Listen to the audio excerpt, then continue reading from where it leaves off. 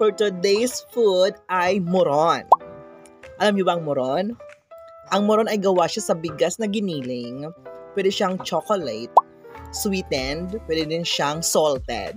Meron siyang feeling na chocolate, which is cocoa. Ayan, ang perfect pair nito ay coffee.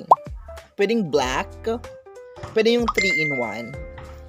Naman coffee. Ay, perfect. Ito nga kape nga pili. Meron kaming coffee na black. Ayan, so meron tayong coffee, mga ate. Ayan, black coffee yan. Nescafe, nandito ako. Pagilawin mo ang baso. Ayan. Perfect talaga siyang i-pair dito sa muron natin. Ang muron po ay isang kakanin dito sa aming barangay. Hindi ko alam kung anong tawag sa ganitong kakanin sa inyo.